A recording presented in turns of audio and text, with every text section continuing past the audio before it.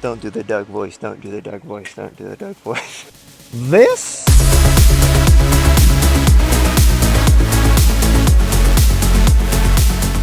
is my 2018 Mazda Miata, or MX-5, depending on where you're at in the world. Just kidding, this is not mine, this is actually my buddy Jared's. He has been on the channel before, but in a much different car. We both owned Fiesta STs once upon a time, and he decided to pick this up. Not instead, he actually had some overlap there for a little bit. But today we're going to give an intro of this car to the channel. We're going to talk about some of the mods that are done to it currently. We're going to ask for your help on what should be done to it in the future. And then we're going to talk a little bit about why Jared decided to sell his fun front-wheel drive big turbo Fiesta ST.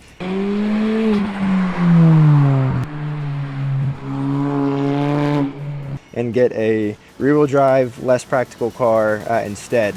Stay tuned.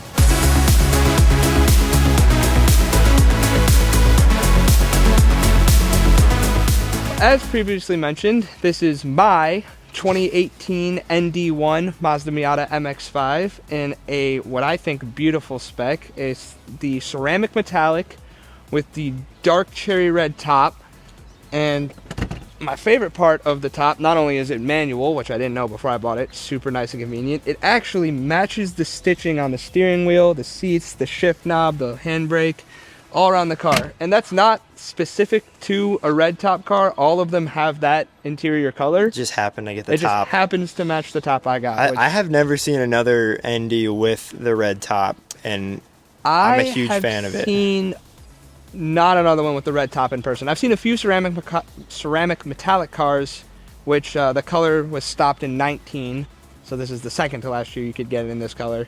But I haven't seen one with this spec yet. I have a soft spot. The only turbo Miata I've ever driven was a ceramic metallic ND. Yeah. And I think this, on the ND, this is one of the best colors, maybe the best color.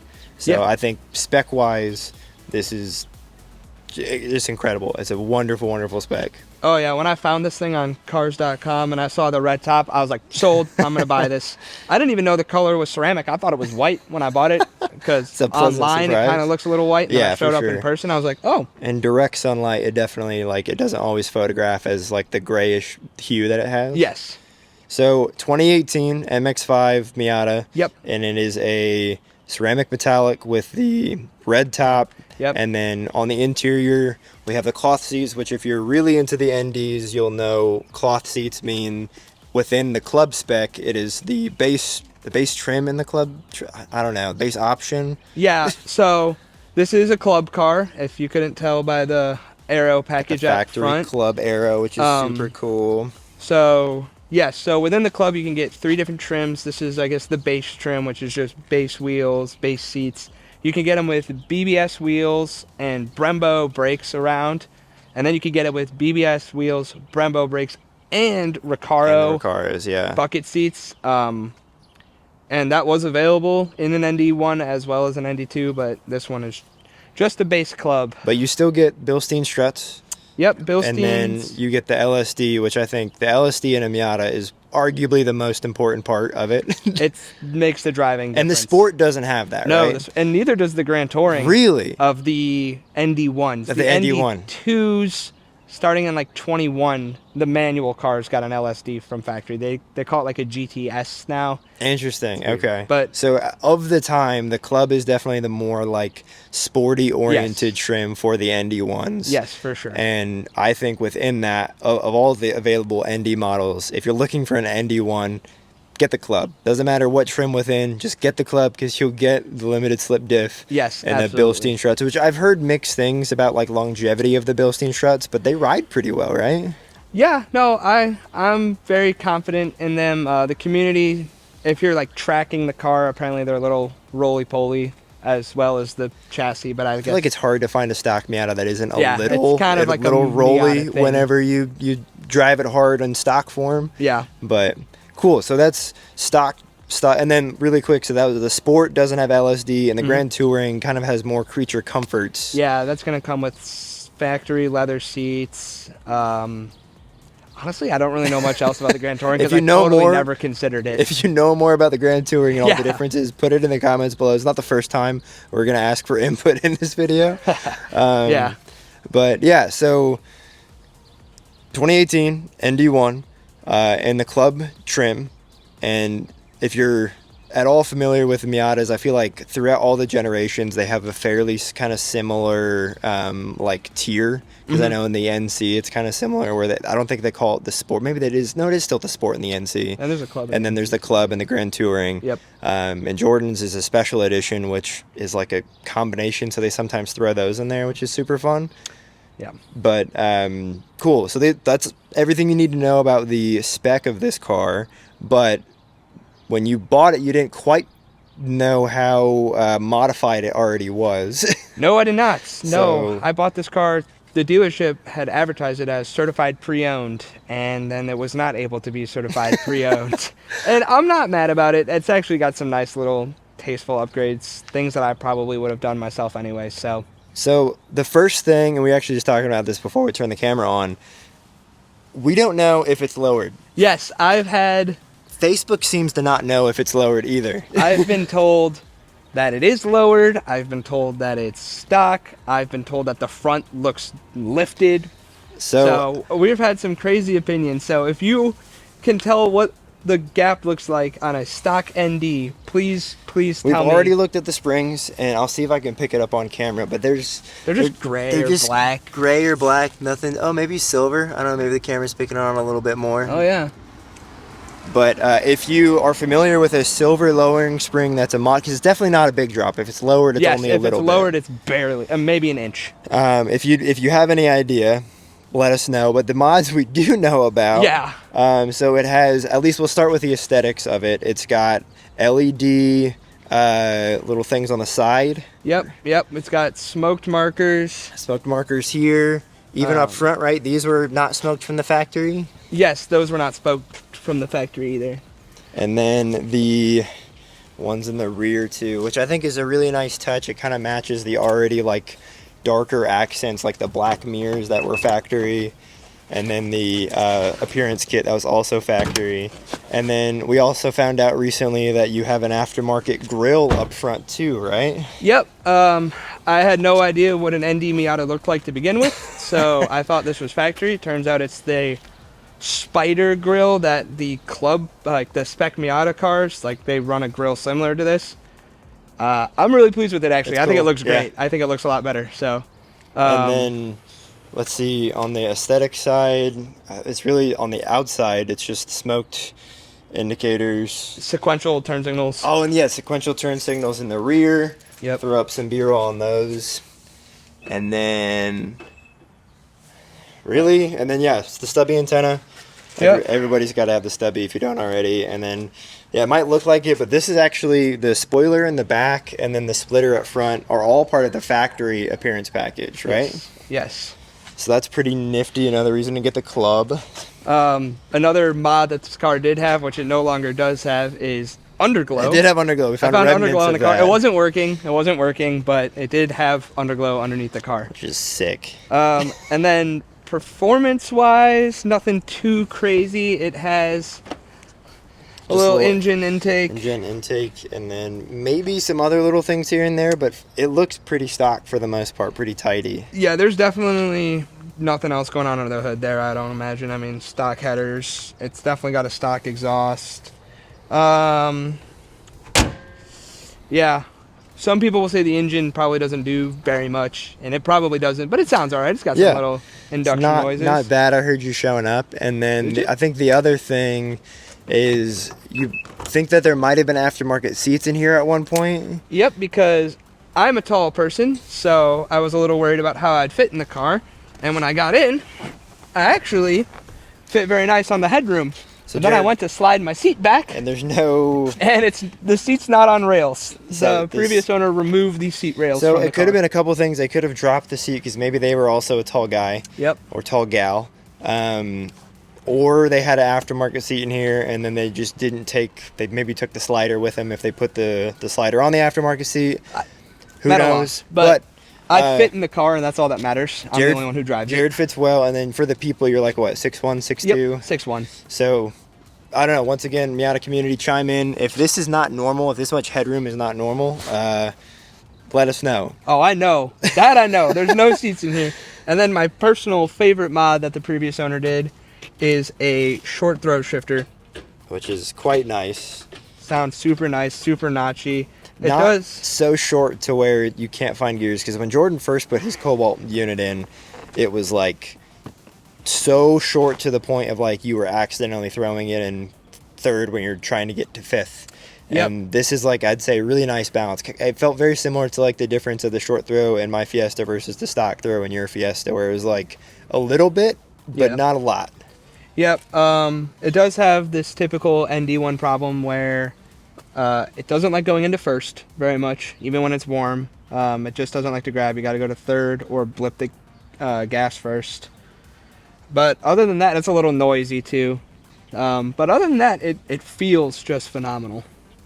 Yeah, so we'll get into, we'll take it for a drive here in a second, and we'll talk a little bit about why Jared made the switch from or not made the switch, but I guess chose to keep a Miata over a Fiesta. Yep. And then I can chime in a little bit too, because I've also chosen to sell a Fiesta, but I guess I kind of picked up some bigger cars instead. Yeah, I went smaller. It's hard to get smaller. Yeah, it is hard to get smaller. Props to you for that. But yeah, let's take it for a rip. Just got to drive a really fun little stretch of road here in beautiful Northwest Arkansas, and reminded why these cars have the reputation they do. And the ND is no exception. It might be the pinnacle. Jordan probably would disagree. I thoroughly enjoy driving NDs, and Jared, you do too, and that's one of the reasons why you decided to sell your Fiesta when you owned both of your Miata and Fiesta at the same time. Yeah, so I had at the same time a 300 wheel horsepower Big Turbo Fiesta ST and this 180 something crank horsepower. No, sorry, 155 crank horsepower Like ND1. 30 to the wheels. Yeah, Miata, and I never drove the Fiesta. Like, unless it was raining and cold, and then I would drive the Fiesta. But I wouldn't drive the Fiesta in a fun way because it just was raining and cold. And now I just decided, like, there's no reason to have two cars, and one of them is constantly breaking, the heavily modified Fiesta. So I sold it, and now I am dailying this. Although I say dailying, I work from home, so that also helps my decision. Yeah, like, you don't have as much driving. Yes, and my fiance also has a boring car that just works all the time too, so. The way you described it to me, whenever you were going somewhere, you would typically just go grab your Miata keys instead of your Fiesta keys. Yep. And I think that, like, decision in itself, when you have both cars and they're equally available to drive, the one that you consistently choose for you is probably the better option. Yes. Or the more, I guess, in your eyes, the more enjoyable option. And I think a lot of things go into that. And we did a whole video on, like, how much should you modify your Fiesta ST, where you compared your more modified Fiesta ST to my less modified Fiesta ST, which we no longer own those cars. But Yes. I think it is an interesting conversation of Miatas are really, really fun in stock form. So are a lot of enthusiast cars, but I think Miatas especially are an absolute blast to drive in stock form. And I think a lot of that has to do with just how they're set up, being convertibles, rear-wheel drive, manual. Like, that just leads to a really, really enjoyable, fun driving experience. Where the Fiesta is still super fun. I just drove one this past weekend and had an absolute blast. But I think this is better. I think this is more enjoyable, and especially on a day like today, on a road like this, I would probably reach for the Miata keys as well. So I think, kind of to summarize, you chose this car because it was less of a headache. Yep. It was more fun. And whenever it was a beautiful driving day, you chose the car where you could enjoy it a little bit more.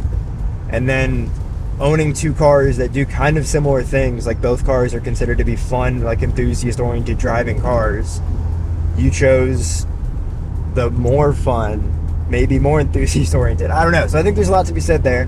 If you were in Jared's shoes, do you think you would have done something different? Would you have chosen the double horsepower in the front-wheel drive platform? Yep. Or would you have chosen the more stock, less powerful but more enjoyable car? I don't know.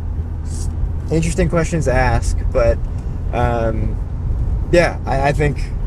I mean, I can't really talk. I sold my fun car for 2 boring cars, but the Lexus is a different type of they're fun. interesting in their own way. Yeah.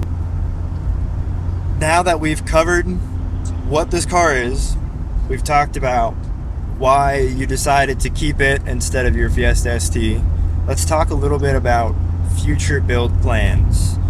I think that was one of the interesting things to me about your ownership of this car is since you've owned it, you haven't done anything to it, and I feel like you haven't really been in a hurry to. I haven't, and I am not. The Fiesta was a journey, and anybody who's owned a modified car will tell you that it will break your heart, and it didn't get to the point where it was going to break my heart, or where it broke my heart, but I felt that it could. This car is a little bit modified already, like we mentioned, you know, with the intake, which makes a little bit of noise, and the short throw, which is just a freaking joy. Potentially lowered. We'll see. I don't know. That intake sounds pretty nice, actually. But the only thing that I really would like to do to this car is upgrade the brakes. The stock Fiesta brakes that I had were the S variants of it, and they bit real hard, and they were super sporty, and they dusted, and I kind of liked all of that. These pads are a little bit softer, a little bit more dailyable, and I don't like that because I like to slam the brakes as I'm coming into the corners and all that good stuff. So I have a whole cart in Flying Miata, shout out Flying Miata, of brake upgrades. I'm thinking about kind of going overkill and doing some big front calipers from Willwood on this because, you know what? It's a safety feature, is what I'm telling myself. That's a squirrel. Speaking of the brakes, I would have liked to stop faster there. God, this thing is so good.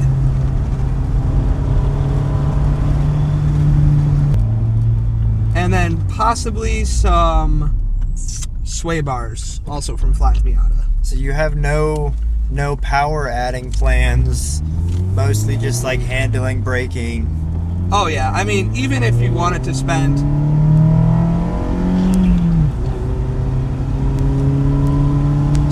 even if you wanted to spend $7,000 to get this car supercharged, you would still be slower than my Fiesta was.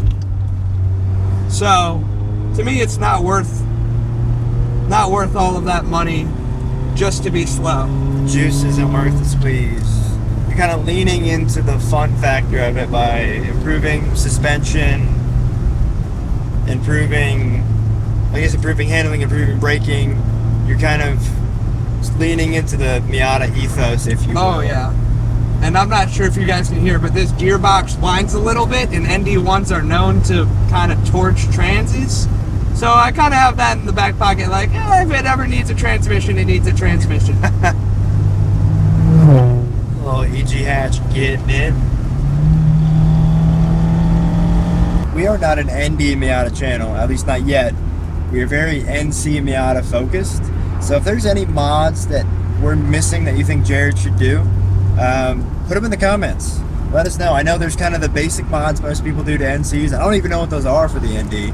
Yeah, so, and definitely not just performance either, like anything that helps reliability, ownership. I plan on owning this thing for quite a while, so let's make it last. Yeah, so any tips and tricks, much appreciated. Any great mods to do to your ND or ND1 specifically, definitely drop them in the comments below. We are going to wrap up this video because if you can't tell by the sky above us, it's raining. It is raining, and we have the top down, which is fine. If you're moving, fun fact, in Miata, if you're moving, it's raining, you're typically going to stay pretty dry. Any convertible, that's physics. It's physics, baby. We're definitely not a science channel. Yeah, let us know. Thanks for tuning in. More ND Miata content to come, and ND Miata. Catch you in the next one. Hey, yeah. This